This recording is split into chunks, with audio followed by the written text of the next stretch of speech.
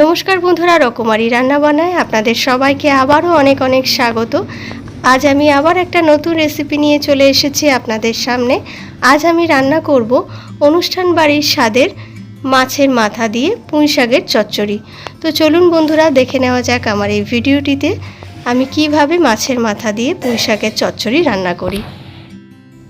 মাছের মাথা দিয়ে পুঁই শাকের চচ্চড়ি রান্না করার জন্য প্রথমেই আমি এখানে নিয়ে নিয়েছি একটা রুই মাছের মাথা, আর রুই মাছের কিছুটা তেল নিয়ে নিয়েছি। আমি এখানে মাছের মাথা আর মাছের তেল পরিষ্কার করে ধুয়ে মাছের মাথাতে আর মাছের তেলে লবণ আর হলুদ মাখিয়ে আমি প্রায় 15 মিনিট রেখে দিয়েছিলাম, যাতে মাছের মাথা আর মাছের তেলে ভালোভাবে লবণ আর হলুদ ঢুকে যায়। এবার আমি মাছের মাথা আর মাছের তেলটা ফ্রাই করে নেব। তেলটা আমি ধোঁয়া ওঠা গরম করে নিয়েছি। এবার লবণ আর হলুদ মাখানো মাছের মাথাগুলো এক এক করে তেলের মধ্যে ছেড়ে দিচ্ছি। মাছের মাথাগুলো আমি মিডিয়াম টু হাই ফ্লেমে লাল লাল করে ফ্রাই করে নেব। মাছের মাথাগুলো আমি মিডিয়াম টু হাই ফ্লেমে লাল লাল করে ফ্রাই করে নিয়েছি। এবার মাছের মাথাগুলো তুলে নিয়ে মাছের তেলটা ফ্রাই করে নেব। মাছের মাথা এবং মাছের তেল ফ্রাই করা হয়ে গেছে। এবার ওই তেলের মধ্যে আমি ফোড়নে দিয়ে দিলাম একটা তেজপাতা, একটা শুকনো লঙ্কা আর 1 টিস্পুন পাঁচফোড়ন। ফোড়নটা আমি প্রায় 15 থেকে 20 সেকেন্ড ফ্রাই করে নেব। এই রান্নাটা পুরোটাই আমি সর্ষের তেলে করছি।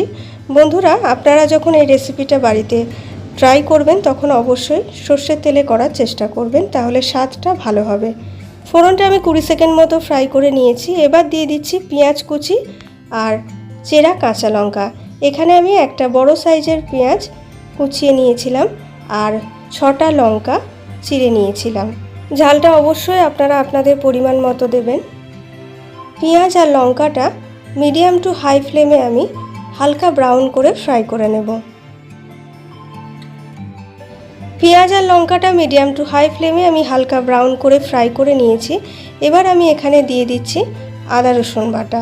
এখানে আমি প্রায় 1 টেবিল চামচ পরিমাণ আদা রসুন বাটা দিলাম।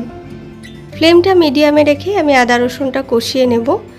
আদা রসুনের কাঁচা গন্ধ চলে না যাওয়া পর্যন্ত কষাতে হবে।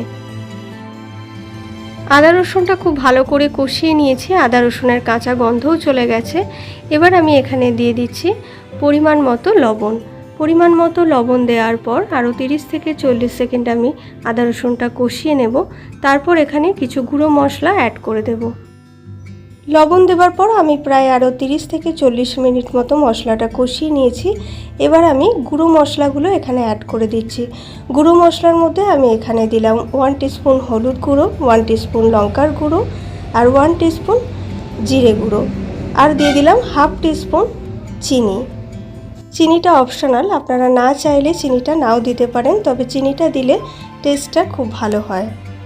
গুঁড়ো মশলাগুলো দেওয়ার পর লো টু মিডিয়াম ফ্লেমে তেল ছেড়ে না দেওয়া পর্যন্ত মশলাটা আমি খুব ভালো করে কষিয়ে নেব। মশলাটা আমি খুব ভালো করে কষিয়ে নিয়েছি, মশলা থেকে তেল ছেড়ে দিয়েছে। এবার আমি এখানে অ্যাড করে দিলাম ডুমো ডুমো টুকরো করে কেটে রাখা আলু। এখানে আমি একটা বড় সাইজের আলু ডুমো ডুমো টুকরো করে কেটে রেখেছিলাম। আলুটা মশলার সঙ্গে প্রায় 4 থেকে 5 মিনিট মতো কষাতে হবে। আলুগুলো আমি একটু বড় বড় করে কেটেছি, আপনারা আপনাদের পছন্দ মতো শেপ দিয়ে আলুগুলো কেটে নিতে পারেন। আলুটা মশলার সঙ্গে প্রায় 4 মিনিট মতো কষিয়ে নিয়েছি। এবার আমি এখানে অ্যাড করে দিচ্ছি বেগুন। এখানে আমি একটা মিডিয়াম সাইজের বেগুন ডুমো ডুমো টুকরো করে কেটে রেখেছিলাম। বেগুনটাও আমি আলু আর মশলার সঙ্গে প্রায় 3 থেকে 4 মিনিট ভালো করে কষিয়ে নেব। আমি এখানে আলু আর বেগুন দিলাম, আপনারা চাইলে এখানে আরও অনেক সবজি অ্যাড করতে পারেন, যেমন এখানে অ্যাড করতে পারেন পটল, ঝিঙে, কুমড়ো। এসব সবজিগুলো অ্যাড করলে খুব ভালো লাগবে খেতে। আমার কাছে এই সবজিগুলো এখন নেই, সেই জন্য আমি শুধু আলু বেগুন দিয়ে করছি। এখন তো গ্রীষ্মকাল, খুব ভালো মূলো বা গাজর পাওয়া যাবে না, তবে শীতকালে যখন এই রান্নাটা করবেন তখন মূলো গাজরও এর মধ্যে অ্যাড করতে পারেন।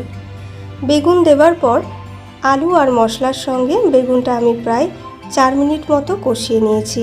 এবার আমি এখানে দিয়ে দেব পুঁই শাক।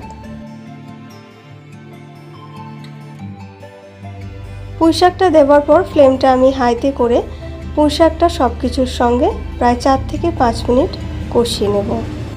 বন্ধুরা, আপনারা যারা নতুন রান্না করছেন বা নতুন রান্না শিখছেন তাদেরকে আমি একটা কথা বলে রাখি, যে কোনো এই ধরনের চচ্চড়ি বা ছ্যাঁচড়া রান্না করার সময় সমস্ত সবজির পরিমাণ সম পরিমাণে দেবেন, তাহলে চচ্চড়িটা খেতে খুব ভালো হবে। মশলার বাটি ধোয়া জলটা আমি এখানে অ্যাড করে দিলাম। মশলার বাটি ধোয়া জলটা দেওয়ার পর হাই ফ্লেমে আরও 2 থেকে 3 মিনিট মতো আমি পুঁইশাকটা সমস্ত কিছুর সঙ্গে খুব ভালো করে কষিয়ে নেব। পুঁইশাক দেওয়ার পর হাই ফ্লেমে পুঁইশাকটা প্রায় 4 থেকে 5 মিনিট মতো কষিয়ে নিয়েছি। এবার আমি এখানে দিয়ে দিচ্ছি ভেজে রাখা মাছের মাথা আর মাছের তেল। মাছের মাথাগুলো আমি ভেঙে দিচ্ছি যাতে সব কিছুর সঙ্গে মাছের মাথাগুলো খুব ভালোভাবে মিশে যায়। বন্ধুরা, আমি এই রেসিপিটা রুই মাছের মাথা দিয়ে করছি। আপনারা এই সেম রেসিপি কাতলা মাছের মাথা এবং ইলিশ মাছের মাথা দিয়েও রান্না করতে পারেন। মাছের মাথাগুলো ভেঙে দেওয়ার পর নাড়াচাড়া করে মাছের মাথাগুলো খুব ভালো করে সব কিছুর সঙ্গে মিশিয়ে দিলাম। এবার একটা ঢাকা দিয়ে ফ্লেমটা লো টু মিডিয়ামে রেখে প্রায় 15 মিনিট হতে দেব, যাতে আলু এবং পুঁইশাকের ডাঁটা খুব ভালোভাবে সিদ্ধ হয়ে যায়। আপনাদের হাতে সময় কম থাকলে আলু আর পুঁইশাক প্রেসার কুকারে একটা সিটি দিয়েও সিদ্ধ করে নিতে পারেন। এবার আমি ঢাকাটা খুলে দিচ্ছি। দেখুন বন্ধুরা, পুঁইশাক থেকে কত জল বেরিয়েছে। আলু এবং পুঁইশাকের ডাঁটা খুব ভালো করে সেদ্ধ হয়ে গেছে আর তরকারিটা মাখো মাখো হয়েছে। এবার আমি এখানে অ্যাড করে দেব গরম মশলার গুঁড়ো। এখানে আমি হাফ টিস্পুন গরম মশলার গুঁড়ো অ্যাড করলাম। এবার একটু নাড়াচাড়া করে ফ্লেমটা অফ করে দেব। রেডি হয়ে গেল আমার আজকের রেসিপি, অনুষ্ঠান বাড়ির স্বাদের মাছের মাথা দিয়ে পুঁইশাকের চচ্চড়ি। এবার আমি ফ্লেম অফ করে গরম গরম ভাতের সঙ্গে সার্ভ করে দেব মাছের মাথা দিয়ে পুঁইশাকের চচ্চড়ি। বন্ধুরা, আপনারা তো দেখলেন আমি কিভাবে অনুষ্ঠান বাড়ির স্বাদে মাছের মাথা দিয়ে পুঁইশাকের চচ্চড়ি রান্না করলাম। আপনারাও অবশ্যই বাড়িতে একবার এইভাবে এই রেসিপিটা ট্রাই করে দেখবেন। আশা করছি আপনাদের খুব ভালো লাগবে। আর রেসিপিটা ভালো লাগলে অবশ্যই আমাকে কমেন্ট বক্সে কমেন্ট করে জানাতে ভুলবেন না।